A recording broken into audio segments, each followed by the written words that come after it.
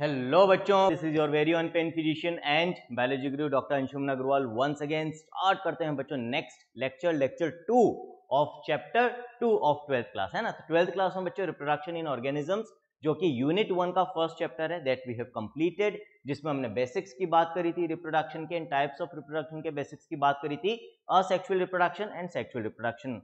अब बच्चों ये जो चैप्टर है, second chapter of first unit of 12th class biology, that is sexual reproduction flowering plants, इसमें हम देखते हैं कि सेक्सुअल रिप्रोडक्शन प्लांट्स में कैसे होता है। पर्टिकुलरली फ्लावरिंग प्लांट्स यानी कि एंजियोस्पर्म्स की हम बात कर रहे हैं। टिपिकली उनके अंदर जो फ्लावर, जो कि सेक्सुअली रिप्रोड्यूसिंग ऑर्गन होती है बच्चों, उसमें किस तरह से सारे इवेंट्स होते हैं जिनसे अल्टीमेटली सेक्सुअल रिप्रोडक्शन कंप्लीट होता है। एनिमल्स के अंदर सेक्सुअल रिप्रोडक्शन में क्या इवेंट्स होते हैं वो हम देखेंगे इसके बाद वाले चैप्टर में, दैट इज ह्यूमन रिप्रोडक्शन। ठीक है, इस चैप्टर के अंदर बच्चों जो फर्स्ट लेक्चर था उसमें हमने जो बेसिक्स हैं कि जो स्ट्रक्चर ऑफ फ्लावर होता है, फ्लावर के अंदर कौन से रिप्रोडक्टिव पार्ट्स होते हैं, कौन से नॉन रिप्रोडक्टिव पार्ट्स होते हैं, ये सारा मैंने आपको एक्सप्लेन कर दिया था। जो 4 वर्ल्स होते हैं बच्चों, जो थैलेमस के ऊपर अरेंज होते हैं, उनके बारे में हमने बात करी थी। कैलिक्स, कोरोला, फिर एंड्रोशियम, गायनोशियम। एंड्रोशियम में मेल रिप्रोडक्टिव ऑर्गन्स आती हैं और गायनोशियम में फीमेल रिप्रोडक्टिव ऑर्गन्स आती है बच्चों, है ना। ये सारी चीजें हम ऑलरेडी डिस्कस कर चुके हैं। फिर एंड्रोशियम में मैंने बताया था, अभी कॉमनली एंड्रोशियम को हम क्या बोलते हैं, फ्लावर्स के अंदर स्टेमन्स बोलते हैं। स्टेमन्स में अपन ने 2 पार्ट्स देखे थे, फिलामेंट और एंथर बच्चों। इसी तरह से गायनोशियम को कॉमनली क्या बोला जाता है बच्चों, कार्पल या पिस्टल, जिसमें अगेन अपन ने 3 पार्ट्स देखे थे बच्चों, ovary, style and stigma. Stigma के ऊपर जब पॉलन ग्रेन्स आते हैं तो उनके अंदर जो मेल गैमीट्स होते हैं वो अल्टीमेटली ओवम तक पहुंचते हैं with the help of germinating pollen tube. इसके बारे में थोड़ी सी बात अपन ने रिप्रोडक्शन इन ऑर्गेनिजम्स के अंदर भी करी थी कि ट्रांसफर ऑफ गैमीट्स कैसे होता है, वहां पर बेसिक्स बताए गए थे, एनिमल्स में कैसे होता है, प्लांट्स में कैसे होता है ना। ये सारी चीजें हमने वहां पर भी डिस्कस करी थी। अब डिटेल में इस चैप्टर में देख रहे हैं प्लांट्स के अंदर क्या होता है बच्चों। इसके अलावा फिर बच्चों हमने एंड्रोशियम का स्ट्रक्चर स्टार्ट कर दिया था कि भाई एंड्रोशियम जो होता है उसका स्ट्रक्चर क्या होता है, यानी कि स्टेमन का स्ट्रक्चर क्या होता है। उसके अंदर फिर अपन ने बात करी थी जो एंथर होता है उसकी प्रॉपर्टीज क्या होती है, कि ज्यादातर एंजियोस्पर्म्स के अंदर जो एंथर होता है दैट इज बाइलोब्ड एंड डाइथिकस। वहां पर बच्चों एक इंपॉर्टेंट पॉइंट था जो मैंने आपको बताया था, वापस से बता रहा हूं क्योंकि इंपॉर्टेंट है, याद रखना, वहां से क्वेश्चन आता है और गलती भी होती है। और वो पॉइंट क्या था कि जो डाइथिकस वर्ड यहाँ पर हम एंथर के लिए या स्टेमन के लिए यूज करते हैं बच्चों, यहाँ पर ये किस बेसिस पर है, एक लोब में कितने केविटी या कितने थीका हैं या कितने माइक्रोस्पोरेंजियम है बच्चों, उस बेसिस पर होता है ना। तो टिपिकली एक एंजियोस्पर्म के अंदर जो आपको एंथर मिलेगा उसमें लोब्स 2 होते हैं, हर लोब में 2 थीका होते हैं। तो as such total number of theca यदि कोई आपसे पूछे कि भाई टिपिकली एक एंजियोस्पर्म यानी कि एक फ्लावरिंग प्लांट के फ्लावर के स्टेमन में, ध्यान रखना बच्चों क्वेश्चन दोनों तरीके से आ सकता है, कोई यदि आपसे पूछे कि टिपिकली एक एंजियोस्पर्म के अंदर जो एंथर होता है उसमें टोटल नंबर ऑफ थीका कितने होते हैं, तो 4, है ना। हर लोब में 2, दोनों लोब में मिलाकर 4। लेकिन कोई पूछे कि एंथर को हम टिपिकली क्या बोलते हैं, क्या टर्म्स यूज किए जाते हैं टू डिफाइन और to describe the anther of a flowering plant, तो फिर वहां पर आप क्या बोलोगे, बाइलोब्ड एंड डाइथिकस, है ना। क्योंकि वहां पर जो डाइथिकस वर्ड यूज हो रहा है वो ये डिफाइन करता है कि एक लोब में 2 थीका हैं बच्चों। क्लियर है। फिर अपन ने ये भी डिस्कस करा था बच्चों कि ये जो डाइथिकस कंडीशन होती है, हम कह सकते हैं टोटल नंबर ऑफ जो थीका होते हैं 4 होते हैं, ये किसको रिप्रेजेंट करते हैं, एक तरीके से माइक्रोस्पोरेंजियम, या हमने उसको क्या बोला था, पोलन सेक। पोलन सेक क्यों बोला था, क्योंकि अभी इसी के अंदर पोलन ग्रेन्स डेवलप होंगे। तो आई थिंक यहां तक किसी को कोई भी डाउट नहीं होगा। तो ये वाला पार्ट बच्चों अपन कल जो लास्ट लेक्चर था उसमें ऑलरेडी डिस्कस कर चुके हैं। स्टेमन का जो एक बेसिक स्ट्रक्चर होता है, बाइलोब्ड एंथर, डाइथिकस कंडीशन। स्ट्रक्चर यदि अपन देखें ट्रांसवर्सली, मैंने आपको बताया था, ये यदि एंथर है, ये आप सामने से देख रहे हो, इसको मैं ऐसे काट के ऐसे दिखाऊंगा तो टेट्रागोनल स्ट्रक्चर देखने को मिलता है। 4 कॉर्नर्स होते हैं जिसमें 4 थीका होते हैं टोटल मिलाकर बच्चों, है ना। ये सारी चीजें अपन ने डिस्कस कर ली थी बच्चों।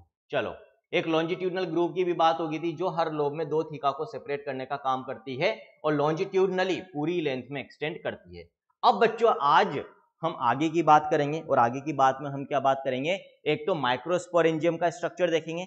माइक्रोस्पोरेंजियम का मतलब हर एंथर में जो 4 थीकस आपको दिख रहे हैं या 4 थीका आपको दिख रहे हैं, जो 4 कैविटी दिख रही है बच्चों, ये हर एक कैविटी एक माइक्रोस्पोरेंजियम को रिप्रेजेंट कर रही है। माइक्रोस्पोरेंजियम का मतलब क्या है? पोलन सेक हम कह सकते हैं, या वो स्ट्रक्चर जिसके अंदर माइक्रोस्पोर्स का फॉर्मेशन या पोलन ग्रेन्स का फॉर्मेशन होगा। माइक्रोस्पोर्स के फॉर्मेशन को माइक्रोस्पोरोजेनेसिस कहते हैं। जेनेसिस वर्ड बच्चों जहां भी आएगा बायोलॉजी में उसका मतलब होता है फॉर्मेशन। माइक्रोस्पोरोजेनेसिस, माइक्रोस्पोर्स का फॉर्मेशन। वो स्ट्रक्चर जिसके अंदर माइक्रोस्पोर्स का फॉर्मेशन हो रहा है, माइक्रोस्पोरेंजियम। माइक्रोस्पोर्स ही एक्चुअली पोलन ग्रेन्स बनाते हैं बच्चों, इसीलिए इसको माइक्रोस्पोरेंजियम के अलावा पोलन सेक भी बोला जाता है। अब ये जो हर एक माइक्रोस्पोरेंजियम है या जो हर एक थीका है, इसका क्या स्ट्रक्चर है वो देखेंगे बच्चों। हर एक माइक्रोस्पोरेंजियम में 4 वॉल्स होती है, 4 आउटर लेयर्स होती है जिनसे कवर्ड होता है। बात करते हैं कौन कौन सी होती है और उनका क्या रोल होता है बच्चों। तो स्ट्रक्चर ऑफ माइक्रोस्पोरेंजियम, ठीक है, यहां तक तो कोई डाउट नहीं है ना बच्चों। लास्ट लेक्चर में और अभी जो मैंने आपको समझाया, in a transverse section a typical microsporangium appears near circular in outline, है ना। ये लास्ट लेक्चर में भी बच्चों अपन ने देखा था। क्या देखा था? यहां पर आप देख सकते हो, अभी तक डायग्राम बना हुआ है। ये मैंने ऐसे काट कर जब आपको दिखाया था, तो आप यदि देखोगे तो ऑलमोस्ट, यदि मैं आउटलाइन ड्रॉ करूं इस एंथर के ट्रांसवर्स सेक्शन की, तो ये जो एंथर का ट्रांसवर्स सेक्शन है ऑलमोस्ट जो टेट्रागोनल तो है, लेकिन ऑलमोस्ट कैसा दिखेगा? ऑलमोस्ट सर्कुलर इन आउटलाइन बच्चों, है ना। So a typical angiosperm anther is bilobe with each lobe having 2 theca. अच्छा, ये तो ऑलरेडी हम बात कर चुके हैं, sorry. In a transverse section a typical microsporangium appears near circular in outline. तो यदि हम पूरे एंथर की बात करें, जो टेट्रागोनल है वो भी ऑलमोस्ट सर्कुलर है, और उसके अंदर जो हर थीका है बच्चों, ये मैंने ड्रॉ कर रखा है, सारे के सारे सर्कुलर। तो इनकी आउटलाइन भी क्या है बच्चों? हर एक माइक्रोस्पोरेंजियम या थीका भी सर्कुलर इन आउटलाइन होता है। It is generally surrounded by 4 wall layers. जो ऐसा मैंने आपको बताया, हर माइक्रोस्पोरेंजियम या थीका में आपको 4 लेयर्स मिलेगी, 4 वॉल्स मिलेगी बच्चों। एपिडर्मिस सबसे बाहर, उसके अंदर एंडोथीशियम, उसके अंदर बच्चों मिडिल लेयर्स होती है, और सबसे अंदर बच्चों टेपिटम होती है। इंपॉर्टेंट पॉइंट है, याद रखना है। कौन सी 4 लेयर्स होती है बच्चों? सबसे बाहर एपिडर्मिस, उसके अंदर बच्चों एंडोथीशियम, उसके अंदर बच्चों मिडिल लेयर्स, और सबसे अंदर टेपिटम। याद रखना, आउटर टू इनर बात कर रहे हैं अभी हम, है ना, बाहर से अंदर की तरफ की हम बात कर रहे हैं। फिर ये जो 4 लेयर्स हैं, इनमें जो बाहर की 3 है, कौन कौन सी? Epidermis, endothecium and middle layers बच्चों। इन तीनों का मेन रोल आपसे पूछा जाता है, क्या होता है? Mainly protection. अंदर जो पोलन ग्रेन्स बनने वाले हैं या जो माइक्रोस्पोर्स बनने वाले हैं या जो उनको बनाने वाली सेल्स है, जिनको हम कहते हैं बच्चों माइक्रोस्पोर मदर सेल्स या पोलन मदर सेल्स, एमएमसीज और पीएमसीज शॉर्ट में बच्चों, है ना, उनका प्रोटेक्शन, उनको प्रोटेक्ट करके रखना है। जो चौथी लेयर है सबसे अंदर वाली बच्चों, टेपिटम, इसका मेन रोल होता है to provide nutrition to developing pollen grains. अंदर जो पोलन ग्रेन्स बन रहे हैं उनको न्यूट्रिशन है, जो अंदर की जो सेल्स है बच्चों, उनको न्यूट्रिशन प्रोवाइड करना। याद रहेगा, टोटल 4 लेयर्स है वॉल में हर माइक्रोस्पोरेंजियम की। माइक्रोस्पोरेंजियम सर्कुलर दिखता है, ओवरऑल एंथर ट्रांसवर्स सेक्शन में टेट्रागोनल दिखता है, वो भी ऑलमोस्ट सर्कुलर होता है। लेकिन यदि एक ऑप्शन चूज करना हो, एंथर का ट्रांसवर्स सेक्शन टेट्रागोनल, एक सिंगल माइक्रोस्पोरेंजियम, जो 4 माइक्रोस्पोरेंजिया होते हैं उनमें से एक माइक्रोस्पोरेंजियम का जो क्रॉस सेक्शन है दैट विल बी सर्कुलर, ठीक है। एक तो ये याद रखना। दूसरा पॉइंट, हर माइक्रोस्पोरेंजियम में 4 वॉल लेयर्स है बच्चों। कौन कौन सी? Epidermis, endothecium, middle layers, tapetum. याद रखना, ये बाहर से अंदर की तरफ है। इनमें जो आउटर 3 होती है, एपिडर्मिस, एंडोथीशियम, मिडिल लेयर्स, इनका काम प्रोटेक्शन है। और जो चौथी होती है बच्चों अंदर ही अंदर की टेपिटम, उसका काम होता है to provide nutrition to the developing pollen grains और microspores we can say. The outer 3 wall layers perform the function of protection, जैसा भी मैंने आपको बताया बच्चों, याद हो गया होगा अब तक। And also help in dehiscence of the anther to release the pollen. Dehiscence word का मतलब क्या होता है बच्चों? टू रप्चर, है ना, रप्चर ऑफ होना, ब्रेक होना। तो एंथर के अंदर क्या बनेंगे? पोलन ग्रेन्स बनेंगे। किसमें बनेंगे? पोलन सेक्स या माइक्रोस्पोरेंजिया के अंदर बच्चों। अब इन पोलन ग्रेन्स का सिग्निफिकेंस क्या है? यही पोलन ग्रेन्स क्या कैरी कर रहे हैं? Mail gametes. इन्हीं पोलन ग्रेन्स के अंदर मेल गेमीट्स हैं बच्चों। इन मेल गेमीट्स को हमें कहां पहुंचाना है? फीमेल गेमीट तक पहुंचाना, उसके बिना फर्टिलाइजेशन नहीं होगा बच्चों। अब ये वहां पर पहुंचेंगे कैसे? With the help of pollen grains. Pollen grains या तो विंड के थ्रू वहां पहुंचेंगे, या वाटर के थ्रू पहुंचेंगे, या हनी बी यानी कि इंसेक्ट पॉलिनेशन के थ्रू पहुंचेंगे। आ रही है बात समझ में? तो अब ये जो पोलन ग्रेन्स है, इनका इस एंथर के बाहर रिलीज होना जरूरी है ना, तभी तो हवा से दूसरे फूल तक या स्टिग्मा तक जाएंगे, या तभी पानी में गिरेंगे, या तभी किसी इंसेक्ट के बॉडी के साथ चिपकेंगे। रिलीज होना तो जरूरी है। जब तक एंथर के अंदर कवर्ड है कोई मतलब नहीं है। तो उसके लिए क्या है, एंथर की जो आउटर वॉल्स है उनका ब्रेक होना जरूरी है या नहीं है बच्चों। और जब एंथर रप्चर होता है तो उसको हम क्या कहते हैं, डिहाइसेंस ऑफ एंथर। तो डिहाइसेंस वर्ड का मीनिंग याद रखना है बच्चों, जिनको नहीं पता हो लिख लेना अपने नोट्स के अंदर। It means to get ruptured, rupture होना, फट जाना। तो dehiscence of anther to release the pollen. The inner most wall layer is the tapetum. सबसे अंदर वाली जो लेयर है बच्चों, जैसा हमने बोला, वो क्या कहलाती है, टेपिटम कहलाती है। इट नरिशेज, काम क्या हो गया, नरिशमेंट, न्यूट्रिशन प्रोवाइड करना। द डेवलपिंग पोलन ग्रेन्स, अंदर जो पोलन ग्रेन्स है, माइक्रोस्पोर्स बन रहे हैं, उनको नरिशमेंट प्रोवाइड करना इनका काम होता है बच्चों। Cells of the tapetum possess, ये पूछा जाता है ना, अगेन इंपॉर्टेंट पॉइंट है बच्चों।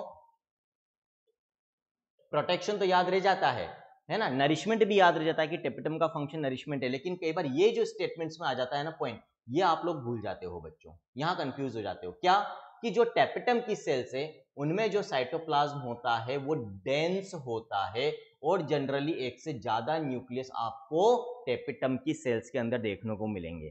तो क्वेश्चन में स्टेटमेंट क्या बनता है, आपसे पूछा जा सकता है कि भाई ये स्टेटमेंट ट्रू है या फॉल्स है ना, आता है ना कि आपको बताना है कि 4 ऑप्शन से इनमें से कितने स्टेटमेंट्स करेक्ट हैं, 1 ऑप्शन, 2 ऑप्शन, 3 ऑप्शन और 4 ऑप्शन, है ना। तो वहां पर स्टेटमेंट वाइज क्वेश्चंस में ये स्टेटमेंट आता है कई बार। क्या बनेगा क्वेश्चन वहां पर कि जो टेपिटम सेल्स और the cells of the tapetum possess dense cytoplasm and are multinucleated. यदि ये स्टेटमेंट आ रहा है इसका मतलब ये सही है। अब याद कैसे रखेंगे, मैं हमेशा से आपको कहता हूं कि भाई हम कंसेप्चुअल स्टडी करेंगे, हम चीजों को रटेंगे नहीं। तो अभी भी वही बात है बच्चों, रटना नहीं है अपने को।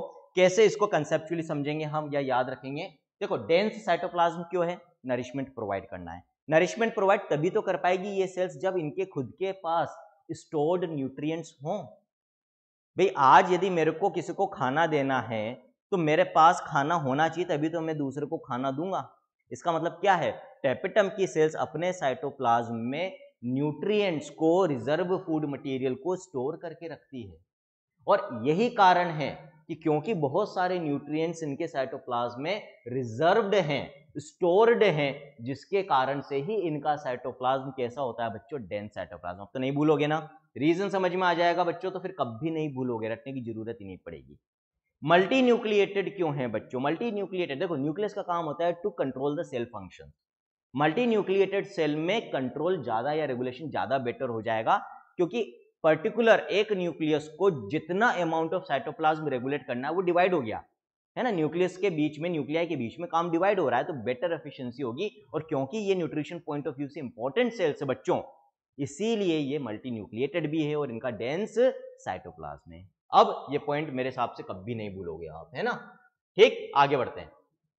When the anther is young, a group of compactly arranged homogeneous cells called the sporogenous tissue, याद रखना है, ये जो टर्म्स आ रहे हैं बच्चों सब याद रखने हैं अपने को, एपिडर्मिस, एंडोथीशियम, मिडिल लेयर्स, फिर टेपिटम के अंदर, है ना। अभी देखो हम क्या बात कर रहे हैं, मान लो ये एक माइक्रोस्पोरेंजियम है। कहां से आया ये माइक्रोस्पोरेंजियम, ये जो 4 माइक्रोस्पोरेंजियम थे उनमें से मैं सिर्फ एक माइक्रोस्पोरेंजियम को यहां पर रिप्रेजेंट कर रहा हूं। अब ये जो माइक्रोस्पोरेंजियम है बच्चों, इसमें बाहर पहले तो 3 लेयर्स है। इन 3 लेयर्स का काम क्या है, protection, epidermis, endothecium, middle layers. उसके बाद बच्चों जो अंदर की लेयर है वो क्या है, ऐसी सेल्स हैं जिनमें डेंस साइटोप्लाज्म और मल्टीपल न्यूक्लियाई हैं। ये होगी आपकी टेपिटम, दिस इज टेपिटम। अब टेपिटम के अंदर क्या कह रही है एनसीईआरटी कि जो बीच वाला पार्ट होता है हर माइक्रोस्पोरेंजियम का, इस बीच वाले पार्ट में आपको बहुत सारी यूनिफॉर्म एक जैसी सेल्स मिलेगी बच्चों। होमोजीनस टिश्यू का मतलब क्या होता है, 2 वर्ड आप कई जगह पढ़ते हो, केमिस्ट्री में भी पढ़ते हो, बायोलॉजी में भी कई जगह आता है, होमोजीनस, हेटेरोजीनस, मिक्सचर्स में भी पढ़ते हो आप, है ना, आता है नहीं आता केमिस्ट्री के अंदर। तो होमोजीनस का मतलब होता है बच्चों यूनिफॉर्म, एक जैसा, सेम।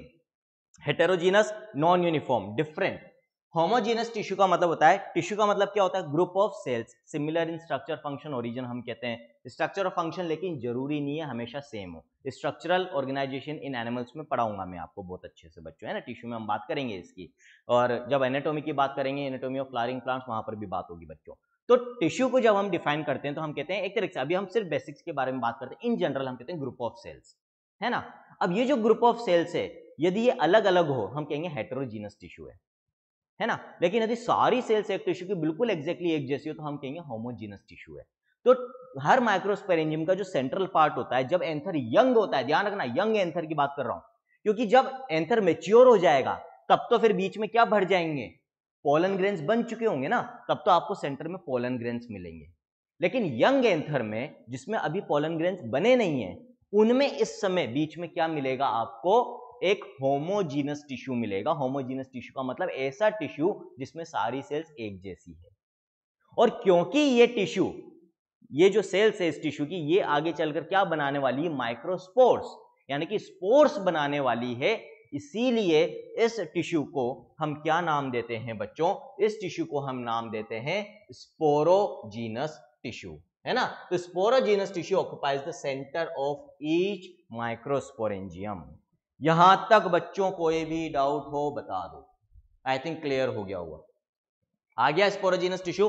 तो माइक्रोस्पोरेंजियम का पूरा स्ट्रक्चर अपन ने समझ लिया। ये जो आपके सामने मैंने बनाया है अभी, बाहर 3 protective layers, epidermis, endothecium and middle layers, उसके अंदर टेपिटम जिसमें डेंस साइटोप्लाज्म और मल्टीपल न्यूक्लियर वाली सेल्स है, फंक्शन उनका न्यूट्रिशन है, बाहर वाली का प्रोटेक्शन है।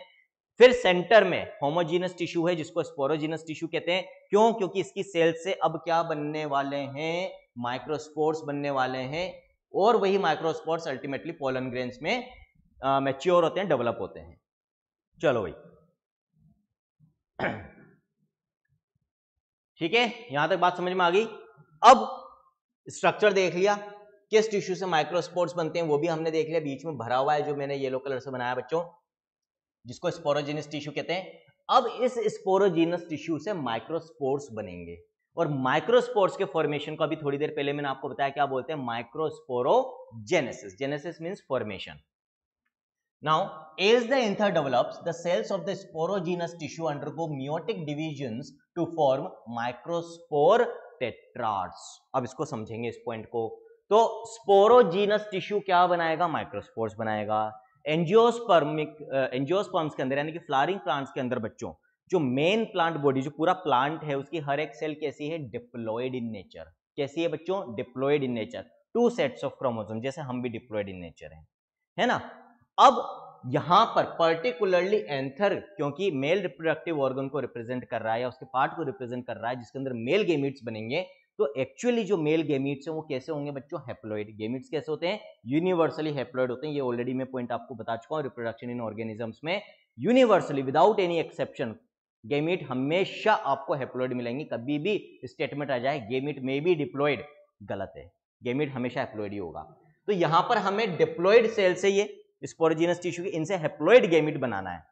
तो क्या होगा, मियोसिस या माइटोसिस, ऑब्वियसली मियोसिस ही होगा। रिडक्शनल डिवीजन, माइटोसिस में तो सेम प्लॉइड ही डेवलप होएगी, डिप्लॉइड से डिप्लॉइड सेल ही बनेगी बच्चों। डिप्लॉइड से हैप्लॉइड बनानी है तो क्या होगा, मियोसिस, है ना। और ये आप पढ़ते हो बच्चों 11th में, इतना तो सबको बेसिक्स पता होंगे क्योंकि cell cycle and cell division आप 11th में भी पढ़ते हो, लोअर क्लासेस में भी आ जाता है बच्चों, 9th के अंदर भी। तो वहां पर इतना तो बेसिक आपको पता है, जब किसी एक सेल, एक डिप्लॉइड सेल में मियोसिस कंप्लीट होता है, 2 पार्ट में होता है, मियोसिस 1 मियोसिस 2।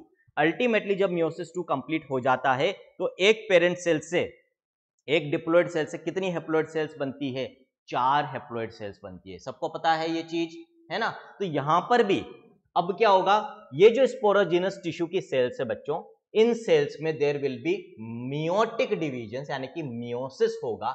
हर एक cell of the sporogenous tissue 4 microspores बनाएगी।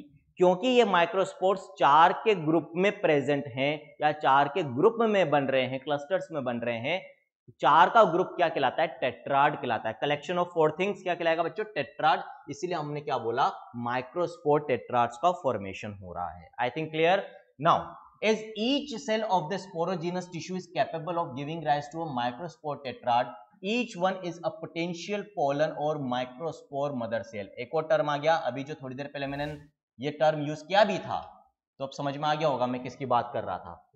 क्योंकि स्पोरोजीनस टिश्यू, क्या कह रही है लाइन, क्योंकि स्पोरोजीनस टिश्यू की हर एक सेल में क्या पोटेंशियल यानी कि कैपेसिटी है कि वो मियोसिस करके 4 माइक्रोस्पोर्स बना सकती है। अल्टीमेटली यही माइक्रोस्पोर्स से पोलन ग्रेन्स डेवलप हो रहे हैं, मैच्योर हो रहे हैं। तो मैं ये भी कह सकता हूं इनडायरेक्टली कि हर एक cell of the sporogenous tissue by meiosis क्या बनाएगी बच्चों, 4 पोलन ग्रेन्स बनाएगी। क्योंकि ये जो स्पोरोजीनस टिश्यू की सेल से बच्चों, इनसे माइक्रोस्पोर्स बन रहे हैं, या हम कह सकते हैं कि पोलन ग्रेन्स बन रहे हैं बच्चों, तो इनको हम क्या बोल सकते हैं, पोलन मदर सेल्स और microspore mother cells. Mother cells क्योंकि ये उनको जन्म दे रही हैं, बना रही हैं, किनको, माइक्रोस्पोर्स को, क्योंकि माइक्रोस्पोर्स को बना रही है तो माइक्रोस्पोर मदर सेल्स, क्योंकि पोलन ग्रेन्स को बना रही है तो पोलन मदर सेल्स। याद रखना है बच्चों नाम।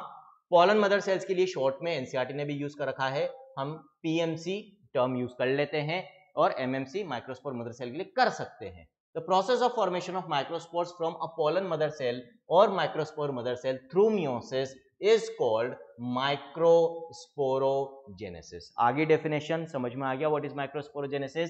The microspores as they are formed are arranged in a cluster of 4 cells, 4 के क्लस्टर में, कलेक्शन में ये अरेंज होते हैं, इसीलिए इसको हम बोलते हैं माइक्रोस्पोर टेट्राड। आपको एनसीईआरटी ने डायग्राम दे रखा है बच्चों, है ना, सारे डायग्राम्स हम इन नोट्स में इनकॉर्पोरेट कर रहे हैं, तो आपको एनसीईआरटी खोलने की जरूरत नहीं पड़ेगी। तो ये देखो यहां पर आपको एक माइक्रोस्पोर टेट्राड बता रखा है बच्चों, है लिखा हुआ है यहाँ पर, enlarged view of a pollen grain. Pollen grain ultimately क्या है, एक्चुअली पोलन ग्रेन माइक्रोस्पोर ही है, तो पोलन ग्रेन टेट्राड का आपको एक एनलार्ज्ड व्यू बता रखा है। ध्यान रखना, ये एक माइक्रोस्पोर टेट्राड है, मतलब एक माइक्रोस्पोर मदर सेल या पोलन मदर सेल में जब मियोसिस हुआ तो ये 4 हैप्लॉइड सेल्स बन रही हैं। ये एक माइक्रोस्पोर, ये दूसरा माइक्रोस्पोर, ये तीसरा माइक्रोस्पोर, ये चौथा माइक्रोस्पोर। 4 माइक्रोस्पोर्स किससे बने, माइक्रोस्पोर मदर सेल से। माइक्रोस्पोर मदर सेल किसकी सेल है, स्पोरोजीनस टिश्यू की। स्पोरोजीनस टिश्यू क्या है, कहां पर है, सेंटर ऑफ द माइक्रोस्पोरेंजियम में प्रेजेंट होमोजीनस टिश्यू है, जिसमें सारी सेल्स एक जैसी है, जिनको हम पोलन मदर सेल्स या माइक्रोस्पोर मदर सेल्स कहते हैं। हर एक माइक्रोस्पोर मदर सेल से ऐसे टेट्राड बनेंगे, तो सोचो आप एक माइक्रोस्पोरेंजियम या थीका के अंदर कितने सारे टेट्राड बनेंगे, क्योंकि जो स्पोरोजीनस टिश्यूज में तो बहुत सारी माइक्रोस्पोर मदर सेल्स है, thousands of microspore mother cells है ना, हर एक से टेट्राड बन रहा है, तो इंटू 4 कर दो, जितने माइक्रोस्पोर मदर सेल्स होगी इंटू 4 माइक्रोस्पोर्स या पोलन्स बनने वाले हैं, पोलन ग्रेन्स बनने वाले हैं। आगे बात समझ में यहां तक, अब आगे देखते हैं बच्चों,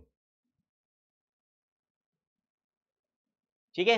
एज द एंथर्स मैच्योर, अब यंग एंथर में तो स्पोरोजीनस टिश्यू था, उसमें मियोसिस हुआ, माइक्रोस्पोर टेट्राड्स बने। अब ये एंथर मैच्योर हो रहा है, जैसे जैसे पोलन ग्रेन्स बन रहे हैं मैच्योर हो रहा है। जब पोलन ग्रेन्स पूरी तरह से डेवलप हो जाएंगे तो हम कहेंगे अब एंथर पूरी तरह से मैच्योर हो चुका है और फटने के लिए, रप्चर होने के लिए, डिहाइसेंस इसका होने के लिए तैयार है बच्चों। तो as the anthers mature and dehydrate, जैसे जैसे बच्चों एंथर मैच्योर होता है, इसमें से वाटर का लॉस होता है इसकी वॉल्स में से, वो जरूरी है। डिहाइड्रेशन नहीं होगा तो वॉल्स ड्राई होकर रप्चर नहीं होगी, कुछ आपने देखा होगा, है ना, गर्मियों में छत पे हम जब देखते हैं तो जो फर्श होता है वो तड़क जाता है, क्रैक्स आ जाते हैं फर्श के अंदर, क्यों, क्योंकि वहां से मॉइस्चर निकलता है जब, तो ड्राई हो जाता है फर्श, ड्राई होने के बाद उसमें क्रैक्स आने लग जाते हैं। इन द सेम वे, या प्लास्टिक की चीज रख दो आप छत पे, कुछ समय के बाद उसमें क्रैक्स आ जाते हैं सूखने के बाद, बिल्कुल जब ड्राई हो जाता है वो। इन द सेम वे जब यहाँ पर एंथर की आउटर लेयर्स डिहाइड्रेट होगी, यानी कि सूखने लग जाएगी, उनमें से पानी का लॉस होगा बच्चों, तो वो उनमें क्रैक्स आ जाएंगे, क्रैक्स की मदद से तो फिर डिहाइड्रेशन आने की, रप्चर होगा बच्चों। तो डिहाइड्रेशन जरूरी है। तो जैसे जैसे एंथर मैच्योर होता है वैसे वैसे डिहाइड्रेट भी होता है। तो microspores dissociate from each other, ये जो कलेक्शन 4 के ग्रुप में प्रेजेंट है ना माइक्रोस्पोर्स, ये भी अलग अलग हो जाएंगे एक दूसरे से। The microspores dissociate from each other and develop into pollen grains। जब ये अलग अलग हो जाएंगे और पूरी तरह से मैच्योर हो जाएंगे तो अब इन माइक्रोस्पोर्स को माइक्रोस्पोर्स ना कहकर क्या बोलेंगे, पोलन ग्रेन्स बोलेंगे। आगे बात समझ में, inside each microsporangium several thousands of microspores or pollen grains are formed that are released with the dehiscence of anther। Clear, dehiscence of anther तक आ गया समझ में, पोलन ग्रेन्स रिलीज हो जाएंगे, है ना, कुछ भी नहीं है उसमें, आपको इस तरह से बता रखा है। जैसे ये 4 क्या है, माइक्रोस्पोरेंजियम है, टेट्रागोनल स्ट्रक्चर होता है एंथर का। लास्ट में क्या होगा बच्चों, ये वॉल्स डिसोसिएट हो जाएगी, है ना, और यहां से क्या रिलीज होंगे बाहर, हर माइक्रोस्पोरेंजियम में से बाहर पोलन ग्रेन्स रिलीज होंगे। इस तरह से डिहाइसेंस होता है। इस तरह का एक डायग्राम आपको दे रखा है, फिगर 2.3 जो है नोट्स में इनकॉर्पोरेट हो जाएगा, आपको एनसीईआरटी खोलने की जरूरत नहीं पड़ेगी। अब बच्चों अपन ने स्टेमन का स्ट्रक्चर देख लिया, फिर स्टेमन में एंथर का स्ट्रक्चर देखा, बायलोब डायथिकस कंडीशन, फिर हर थीका का यानी कि माइक्रोस्पोरेंजियम का स्ट्रक्चर देखा, 4 वॉल, 3 प्रोटेक्टिव, 1 न्यूट्रिशियस। फिर उसके अंदर स्पोरोजीनस टिश्यू की बात करी which is made up of uniform microspore और कॉलन मदर सेल्स। फिर उनसे माइक्रोस्पोरोजेनेसिस यानी कि फॉर्मेशन ऑफ माइक्रोस्पोर्स कैसे होता है वो बात करी। फिर माइक्रोस्पोर्स मियोसिस से बनते हैं यानी कि हेप्लॉइड स्ट्रक्चर्स होते हैं, उनसे जब वो मैच्योर होते हैं तो पोलन ग्रेन्स हम उनको बोलते हैं बन जाते हैं। जैसे जैसे एंथर मैच्योर होता है तो वॉल्स डिहाइड्रेट होती है, माइक्रोस्पोर्स पोलन ग्रेन्स एक दूसरे से सेपरेट आउट हो जाते हैं और फिर अल्टीमेटली रप्चर होती है एंथर की वॉल्स और ये पोलन ग्रेन्स रिलीज होते हैं। अब मैंने क्या बोला है, बार बार बोल रहा हूं कि पोलन ग्रेन्स मेल गेमीट्स को कैरी करते हैं। मैंने कभी भी ये नहीं बोला, आपने यदि नोटिस किया हो बच्चों तो मैंने कभी भी ये चीज नहीं बोली है कि pollen grains are male gametes. बोला क्या? डायरेक्टली मैंने कभी भी नहीं बोला। ज्यादा बेटर स्टेटमेंट क्या होता है कि पोलन ग्रेन्स, जो पोलन ग्रेन्स हैं दे कैरी मेल गेमीट्स। वो अब समझ में आएगा क्यों बोल रहा हूं मैं, है ना। तो पोलन ग्रेन्स का स्ट्रक्चर अब देखेंगे बच्चों। The pollen grains represent the mail gametophyte. देखो एनसीईआरटी ने भी लिख रखा है, ये नहीं लिख रखा कि pollen grains represent mail gametes, they represent mail gametophyte. वो स्ट्रक्चर जिसके अंदर मेल गेमीट्स बनते हैं उस स्ट्रक्चर को रिप्रेजेंट करता है जिसके अंदर बनते हैं और जो कैरी करता है उनको। यहां पर बच्चों आपको इलेक्ट्रॉन माइक्रोस्कोप से कुछ enlarged highly magnified view of pollen grains बता रखा है, अलग अलग शेप के, साइजेस के, है ना, कलर्स के होते हैं बच्चों। Pollen grains are generally spherical, measuring about 25 to 50 micrometers in diameter. Generally in general spherical होंगे। यदि डायमीटर की हम बात करें बच्चों तो 25 से 50 माइक्रोन्स इनका डायमीटर होता है। याद रखनी ये वैल्यू आ सकती है क्योंकि एनसीईआरटी में गिवन है। प्रोमिनेंट 2 लेयर्ड वॉल होती है, दो इनकी वॉल में 2 लेयर्स होती है। जैसे माइक्रोस्पोरेंजियम में 4 थी लेयर्स वॉल के अंदर, यहाँ पर 2 लेयर्ड वॉल है। जो बाहर की हार्ड लेयर होती है बच्चों उसको एक्साइन कहते हैं।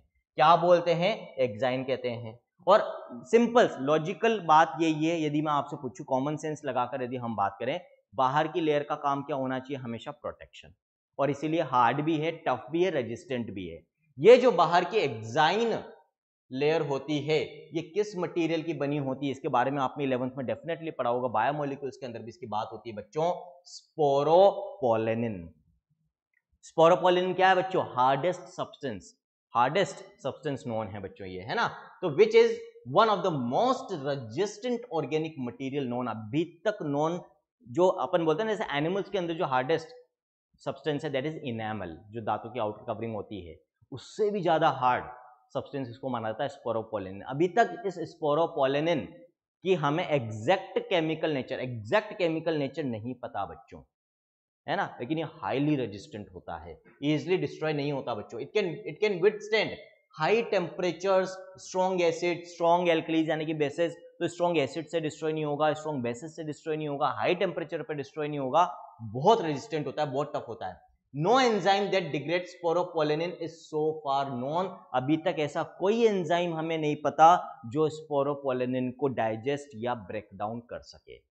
समझ गए मेरी बात को? तो केमिकली इसको तोड़ना अभी तक मुमकिन नहीं हुआ है बच्चों। Pollen grain exine has prominent apertures called germ pores where sporopollenin is absent। लेकिन अब आप एक और चीज सोचो, यदि पूरा का पूरा पोलन ग्रेन का जो आउटर लेयर है वो इस सब्सटेंस की बन जाती, जो कि one of the highly resistant या हाईएस्ट हम कह सकते हैं हार्डेस्ट सब्सटेंस नोन है बच्चों, या फिर maximum resistant organic material known है बच्चों, और पूरी की पूरी कवरिंग उससे हो जाए, तो फिर exchange of gases with the external environment क्या पॉसिबल हो पाएगा? नहीं हो पाएगा, वो जरूरी है। इसीलिए ऊपर वाले ने क्या इंतजाम कर दिया यहाँ पर कि बीच बीच में कुछ ऐसे एरियाज बना दिए इस आउटर लेयर के अंदर जहां पर स्पोरोपोलेनिन एब्सेंट है, इनको हम बोलते हैं बच्चों जर्म पोर्स। और एक्चुअली आगे क्या होगा, जब ये पोलन ग्रेन स्टिग्मा के ऊपर जाएगा, जैसे ये स्टिग्मा है बच्चों पिस्टिल का, यहां पर ये पोलन ग्रेन आया, तो एक्चुअली इस पोलन ग्रेन से ट्यूब बनेगी, और इस पोलन ग्रेन के अंदर जो मेल गेमीट्स हैं बच्चों वो इस ट्यूब के अंदर आएंगे, जिसको हम पोलन ट्यूब कहते हैं।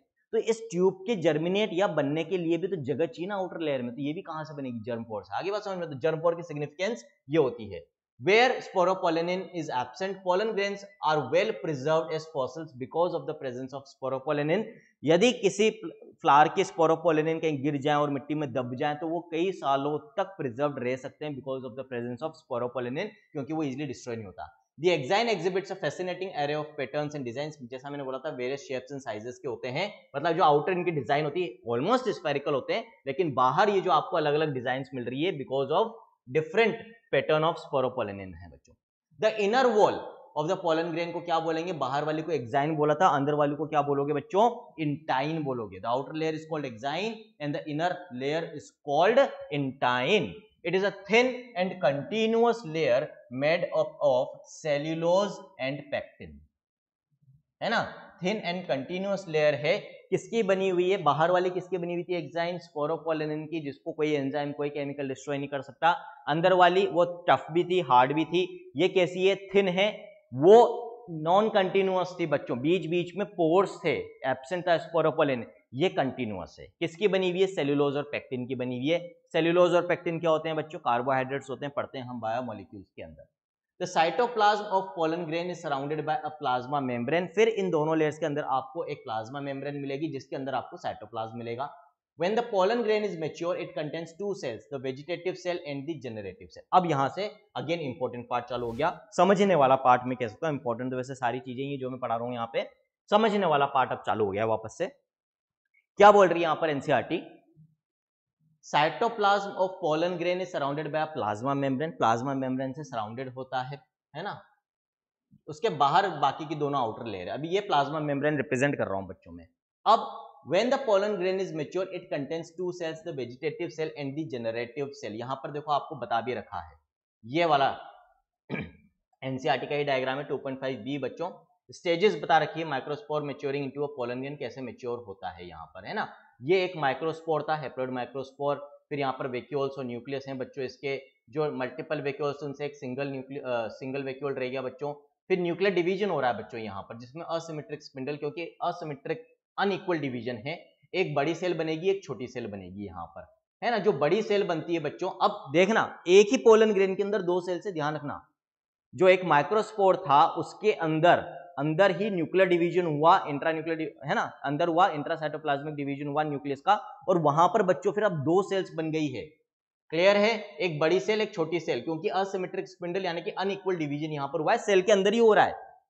यहां पर जो डिवीजन हो रहा है न्यूक्लियस का वो सेल के अंदर ही हुआ है। अभी साइटोप्लाज्मिक डिवीजन अब बाद में हुआ, शुरुआत में पहले न्यूक्लियर डिवीजन हुआ, फिर बच्चों यहां पर आप यहां पर देख सकते हो वॉल भी डेवलप हो गई, और यहां पर ये एक cell that is vegetative cell, और ये दूसरी सेल बच्चों दैट इज जनरेटिव सेल, किसके अंदर बनी है, एक ही माइक्रोस्पोर के अंदर इनका फॉर्मेशन हो रहा है। जब माइक्रोस्पोर के अंदर इन दो सेल्स का फॉर्मेशन हो जाता है, एक बड़ी वेजिटेटिव सेल और एक छोटी जनरेटिव सेल, बाहर अभी एक्साइन इंटाइन है बच्चों, सारा काम उन वॉल्स के अंदर ही हुआ है। तो अब हम इसको बोलेंगे कि माइक्रोस्पोर मैच्योर हो चुका है, किसके अंदर, पोलन ग्रेन के अंदर मैच्योर हो चुका है, पोलन ग्रेन में डेवलप हो गया है, हम कह सकते हैं मैच्योर हो गया है। क्लियर, ठीक है। तो यहां तक का पॉइंट समझ में आ गया। When the pollen grain is mature, it contains two cells, the vegetative cell and the generative cell. The vegetative cell is bigger, has abundant food reserve. Again इसका काम न्यूट्रिशन है बच्चों, ये रिजर्व करके रखेगी, स्टोर करके रखेगी फूड मटेरियल को। A large irregularly shaped nucleus. The generative cell is small and floats in the cytoplasm of the vegetative cell. It is spindle shaped with dense cytoplasm and a nucleus. है ना, तो ये features अपने को याद रखने हैं। इन ओवर सिक्स, स्पिंडल शेप का मतलब क्या होता है, ये देखो, ये जो शेप होता है इस तरीके का shape, this is spindle shape. तो ये जो जनरेटिव सेल है इसका शेप कैसा है, स्पिंडल शेप है बच्चों। क्लियर, साइटोप्लाज्म अगेन डेंस और न्यूक्लियस इसमें भी होगा। In over 60% of angiosperms pollen grains are shed at this two celled stage. तो क्या कह रही है यहाँ पर एनसीईआरटी, आपने बोला ना कि जब तक एंथर रप्चर नहीं होगा बाहर रिलीज नहीं होंगे, तो 60% ऑफ दी एंजियोस्पर्म्स यानी कि फ्लावरिंग प्लांट्स में जब एंथर रप्चर होता है उस समय ये जो पोलन ग्रेन्स रिलीज होते हैं एक्सटर्नल एनवायरनमेंट में, इन पोलन ग्रेन्स में दो ही सेल्स होती है, एक वेजिटेटिव सेल और एक generative cell. 60% of the plants के पोलन ग्रेन्स में जब वो रिलीज होते हैं तो दो ही सेल्स आपको पोलन ग्रेन्स के एक्साइन और इंटाइन के अंदर मिलेगी, एक वेजिटेटिव विच इज बिगर और एक जनरेटिव दैट इज स्मॉलर, है ना। 60%, तो बाकी के 40% में फिर क्या होगा वो भी देख लेते हैं अभी अपन। इन द रिमेनिंग स्पीशीज यानी कि रिमेनिंग जो 40% है, the generative cell divides mitotically to give rise to two male gametes before pollen grains are shed. आ गया होगा आप समझ में, मैंने क्या बोला था, pollen grains are not exactly male gametes, they are male gamete to fight the carry male gametes. और उनके अंदर मेल गेमिट्स बन रहे हैं। तो पहले तो देखो, पोलन ग्रेन किससे बना? माइक्रोस्पोर से। माइक्रोस्पोर किससे बना? Meiosis of microspore mother cell sporogenous tissue की। क्योंकि माइक्रोस्पोर मियोसिस से बना है तो माइक्रोस्पोर एक हैप्लॉइड स्ट्रक्चर है ना। उसमें माइटोसिस से पहले दो सेल्स बन रही है, एक वेजिटेटिव एक जेनरेटिव। वेजिटेटिव बड़ी, जेनरेटिव छोटी, लेकिन बनी माइटोसिस से है। तो ये भी कैसी होगी? हैप्लॉइड सेल के माइटोसिस से हैप्लॉइड सेल ही बनेगी। तो वेजिटेटिव सेल भी हैप्लॉइड, जेनरेटिव सेल भी हैप्लॉइड। अब एनसीईआरटी ने क्या बोला कि 60% ऑफ द फ्लावरिंग प्लांट्स के अंदर जो पोलन ग्रेन्स रिलीज होते हैं उनमें एक हैप्लॉइड वेजिटेटिव सेल, एक हैप्लॉइड जेनरेटिव सेल, यानी कि टोटल 2 सेल्स होती है, 2 सेल्ड स्टेज में रिलीज होते हैं। बाकी के 40% में क्या होता है? ये जो जेनरेटिव सेल है, इसका नाम ही जेनरेटिव इसलिए क्योंकि ये क्या जनरेट करती है? 2 मेल गेमीट बनाती है। मेल गेमिट्स हैप्लॉइड होंगे, जो जेनरेटिव सेल है वो भी हैप्लॉइड है। इसका मतलब यदि हमें एक जेनरेटिव सेल से 2 मेल गेमिट्स बनाने हैं तो जेनरेटिव सेल में माइटोसिस होगा या मियोसिस होगा? ऑब्वियसली माइटोसिस होगा। तो यहां पर एनसीईआरटी ने भी ये लिख रखा है कि बाकी की 40% स्पीशीज में जेनरेटिव सेल माइटोसिस से डिवाइड होकर 2 मेल गेमिट बनाती है और फिर पोलन ग्रेन्स रिलीज होते हैं। तो 60% स्पीशीज में पोलन ग्रेन्स 2 सेल स्टेज में रिलीज हो रहे हैं और बाकी की 40% में 3 सेल्ड स्टेज के अंदर रिलीज होते हैं बच्चों। ठीक, क्लियर? यहां तक सारे पॉइंट्स में मेरे हिसाब से तो देखो कोई डाउट नहीं होना चाहिए। एक एक पॉइंट को हम बहुत प्रॉपर्ली कंसेप्चुअली डिटेल में जाकर समझ रहे हैं बच्चों। Pollen grains of many species cause severe allergies and bronchial afflictions in some people, often leading to chronic respiratory disorders, asthma, bronchitis, etc. It may be mentioned that Parthenium or carrot grass that came into India as a contaminant with imported wheat has become ubiquitous in occurrence and causes pollen allergy. है ना? Actually ये point अभी मैंने पढ़ दिया था, समझाया नहीं। Pollen grains of many species cause severe allergies and bronchial afflictions in some people, often leading to chronic respiratory disorders like asthma, bronchitis, etc. ये चीज भी आपको पता होगी, कई बार आप पढ़ते हो। इनफैक्ट कई बच्चों को रेस्पिरेटरी एलर्जी काफी आजकल के बच्चों में ज्यादा देखने को मिल रही है। क्यों मिल रही है? क्योंकि आजकल के बच्चों को बहुत पैम्पर्ड एनवायरमेंट में रखा जाता है, प्रोटेक्टिव एनवायरमेंट में रखा जाता है, बाहर खेलने कम दिया जाता है, दिन भर घर ही घर में रहते हैं, मोबाइल टीवी करते रहते हैं। तो उसकी वजह से क्या होता है बच्चों, पहले हम क्या था, बाहर ज्यादा खेलते थे तो लगातार बाहर की जो एंटीजेंस होते थे, मिट्टी के कांटेक्ट में आते थे, हवा में जो एंटीजेंस है, पोलन ग्रेन्स, डस्ट पार्टिकल्स, बचपन से उनके कांटेक्ट में आ जाते थे और उनके अगेंस्ट इम्यूनिटी डेवलप हो जाती थी। अब क्या हो रहा है, क्योंकि बच्चे काफी समय तक, काफी जब तक बड़े नहीं हो जाते तब तक घरों में बंद रहते हैं, पैक रहते हैं, तो जब वो फिर बाहर जाते हैं तो ये जो पोलन ग्रेन्स हवा में होते हैं, डस्ट पार्टिकल्स होते हैं, इनका इम्यून सिस्टम टॉलरेट नहीं कर पाता है और सीवियर रिएक्शन इनके अगेंस्ट रेस्पॉन्स शो करता है इन the form of allergies.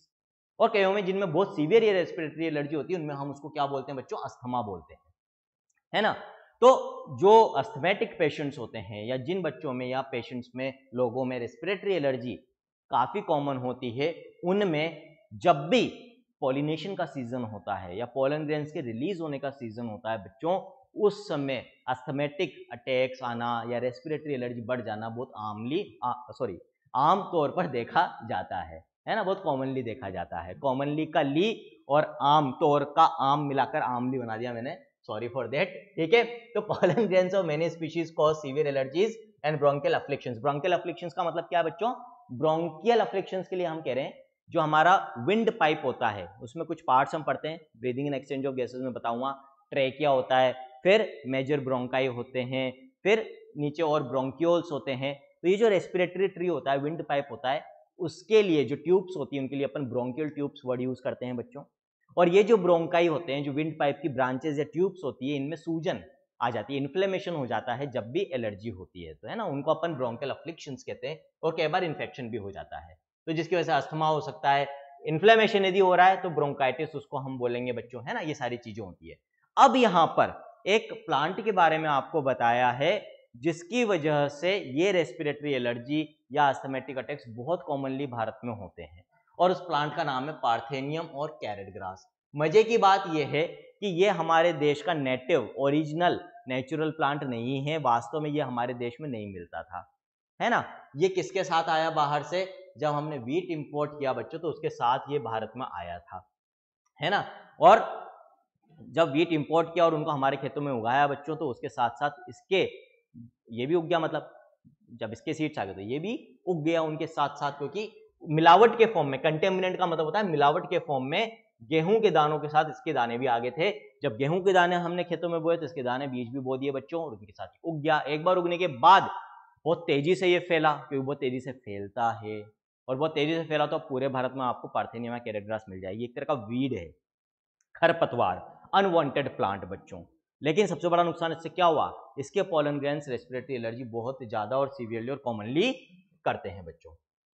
Pollen grains are rich in nutrients, ये तो नुकसान हो गया पोलन ग्रेन्स का कि भाई रेस्पिरेटरी एलर्जी हो सकती है जिन लोगों में, ये कॉमनली होती है।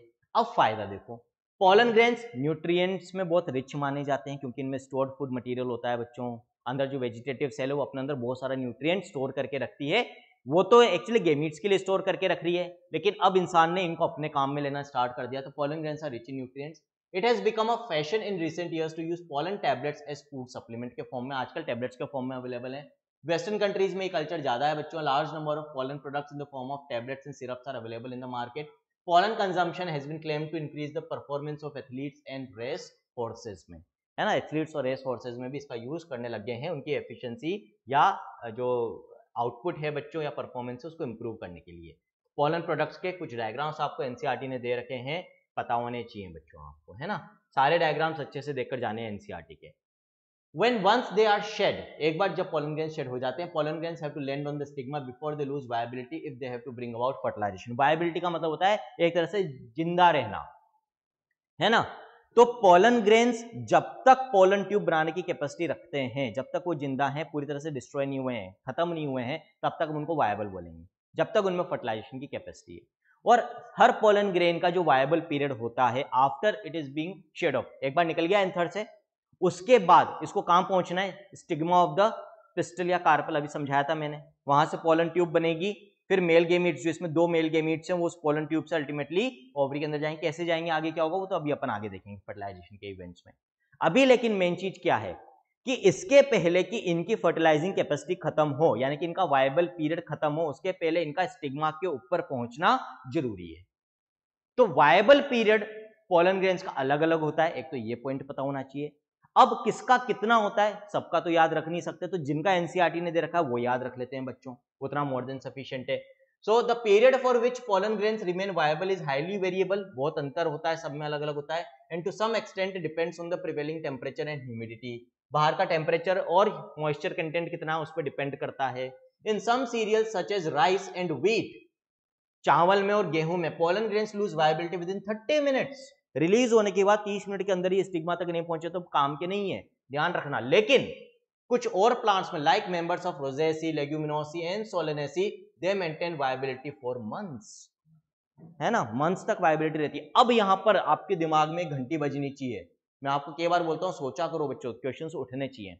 और वो क्यों, क्या उठना चाहिए क्वेश्चन कि सर अभी थोड़ी देर पहले तो आपने कहा था कि इनकी आउटर लेयर एक्साइन जो होती है वो टफेस्ट मटेरियल की बनी होती है, और ये कई सालों तक, लाखों सालों तक भी मिट्टी में दब जाए तो प्रिजर्व रहेंगे, डिस्ट्रॉय नहीं होंगे because of the outer layer. तो बच्चों वहां पर इसका मतलब ये नहीं है कि वायबिलिटी मेंटेन रहेगी, एक तो होता है कि बस आउटर लेयर बची रहेगी स्पोरोपोलेनिन की, बाकी का मटेरियल तो डिस्ट्रॉय हो जाएगा बच्चों मोस्टली, है ना।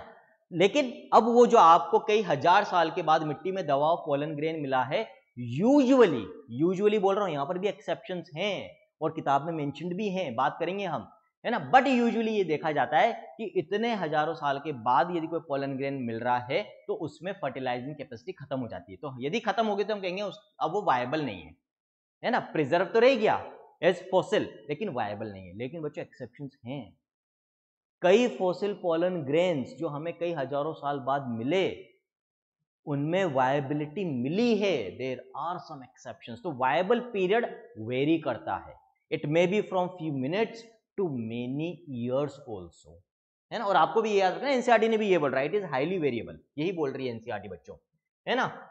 You may have heard of storing semen or sperms of many animals including humans for artificial insemination। पढ़ते हैं बच्चों अपन जब रिप्रोडक्टिव हेल्थ वाला चैप्टर इनफर्टिलिटी पढ़ेंगे वहां पर इसकी बात करेंगे। इसी तरह से strategies for enhancement of food production जब हम पढ़ते हैं बच्चों वहां पर भी इसकी बात होती है कि हम एनिमल्स में या ह्यूमंस के केस में भी सीमन को स्टोर करके रख सकते हैं माइनस टेम्परेचर्स पे, बहुत लो टेम्परेचर्स पे, क्रायो प्रिजर्वेशन उसको हम कहते हैं, और बाद में आर्टिफिशियल इंसेमिनेशन में उनको यूज लिया जाता है। In the same way it is possible to store pollen grains of a large number of species for years in liquid nitrogen, है ना। ये बच्चों यहाँ पर 196 डिग्री सेल्सियस है, 1960 नहीं है, ध्यान रखना 196, नोट्स में सही कर लेना, -196 डिग्री सेल्सियस। ये टेम्परेचर कैसे हम अटेन करते हैं? लिक्विड नाइट्रोजन की मदद से इतने लो टेम्परेचर हम अटेन कर सकते हैं। क्रायो प्रिजर्वेशन इसको कहते हैं, लो टेम्परेचर पे जो प्रिजर्वेशन किया जाता है। इनसे इस टेम्परेचर पर जब आप पोलन ग्रेन को रखोगे तो उसकी वायबिलिटी मेंटेन्ड रहेगी, वायबिलिटी खत्म नहीं होगी। Such stored pollen can be used as pollen banks similar to seed banks in crop breeding programs में फिर हम आर्टिफिशियल पॉलिनेशन के केसेस में या करने के लिए इन स्टोर्ड पोलन्स का पोलन बैंक्स में से यूज कर सकते हैं, क्योंकि इनकी वायबिलिटी लो टेम्परेचर्स पर मेंटेन रहेगी। मजा आया बच्चों आज के चैप्टर में?